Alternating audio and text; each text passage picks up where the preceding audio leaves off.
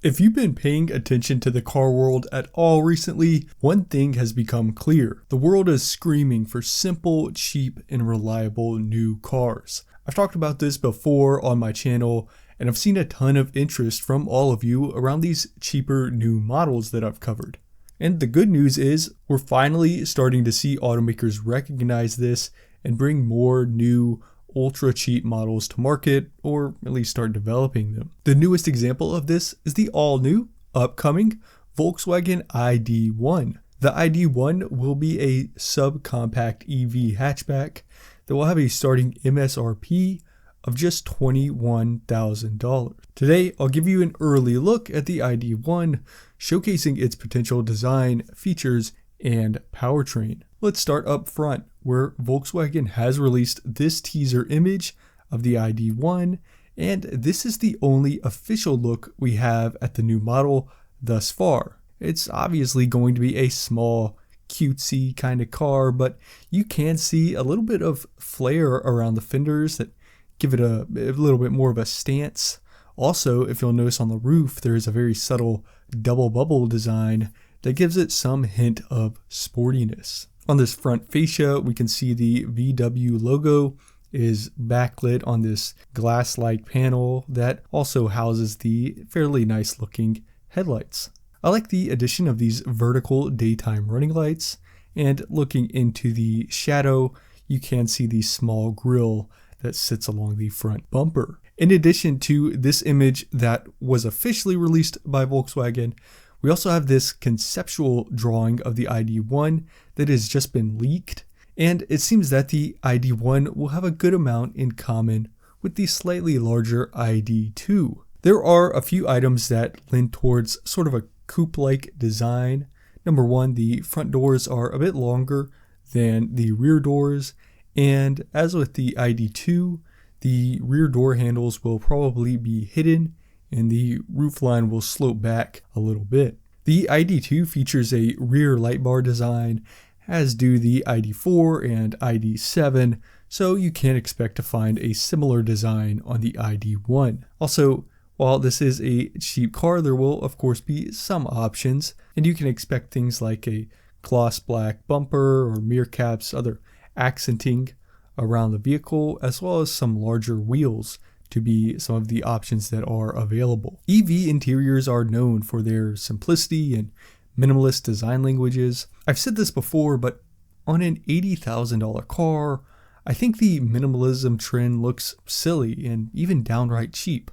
But it works really well with these actually cheap subcompact EVs that we're starting to see more of. While Volkswagen hasn't shown off any bit of the ID.1's interior yet, I think we can get a good idea of what it will look like based on other ID models, and in particular the ID.2. Expect something clean and simple, but in the best way possible. The ID.2 will have two rectangular screens. The smaller one in front of the wheel is of course the gauge cluster, with the larger infotainment screen in the center. The ID.2 does have some nicer touches, like this flat bottom steering wheel and the ambient lighting throughout the interior. However, you can expect the ID.1 to be stripped down to just bare bone features.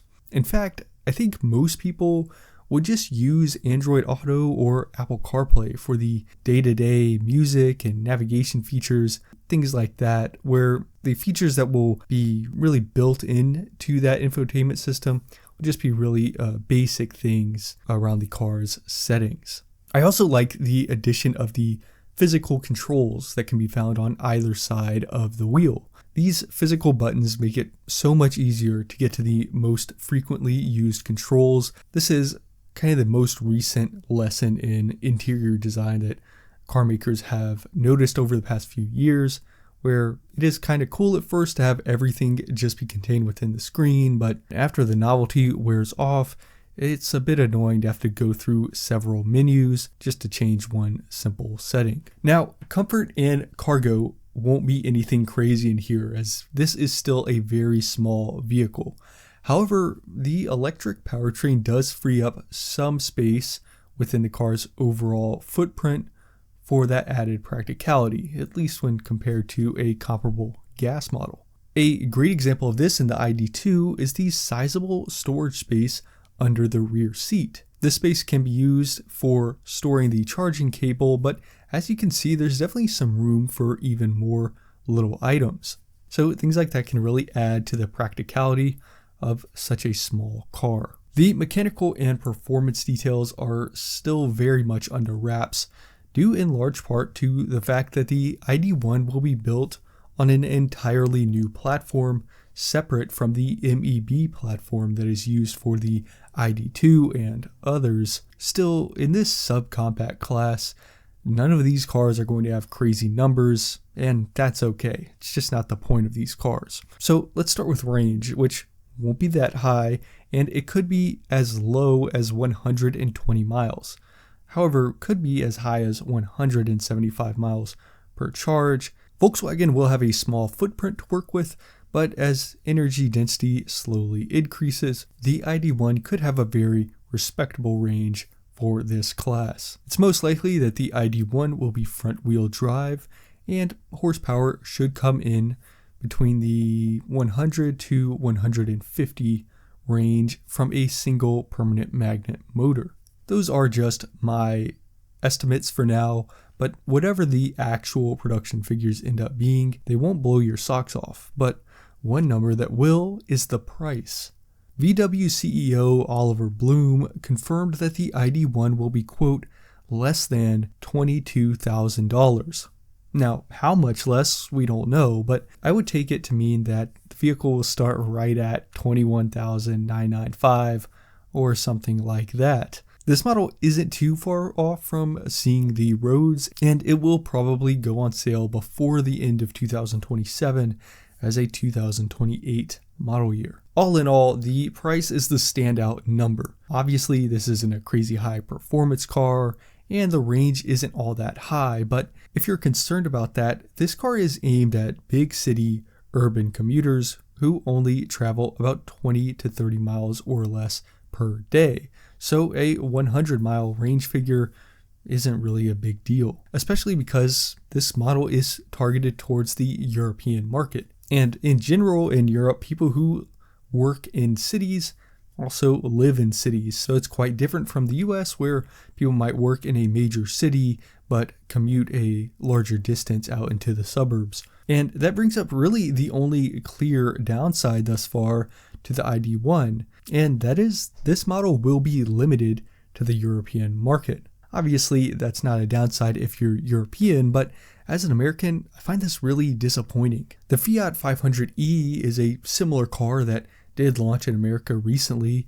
However, it quickly failed, and that's easily explained by the fact that this subcompact car costs nearly $40,000.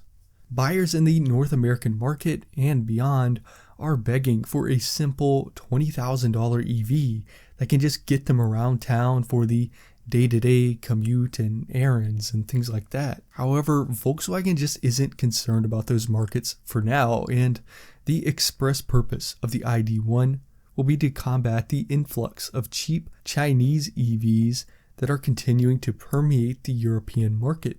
It is a possibility that the ID.1 could leak out into some other markets, but I doubt that North America is high up on that list. I can still see a silver lining in all of this, which is that automakers do seem to be becoming aware that new cars are just too expensive. I made a video a little bit ago about the new Chevy Spark, which was only launching in Brazil, but GM has already announced plans to bring that model to other South American markets. So those are my final thoughts on the new upcoming 2027 or maybe 2028 Volkswagen ID.1. And I think the major takeaway here, as with some of the other cheaper EVs we've looked at, is that there is some hope for the future. On this channel, I talk about car news like this, as well as history and culture, so make sure to give the video a like and subscribe so you won't miss any future uploads. Thanks for watching, and I'll see you next time.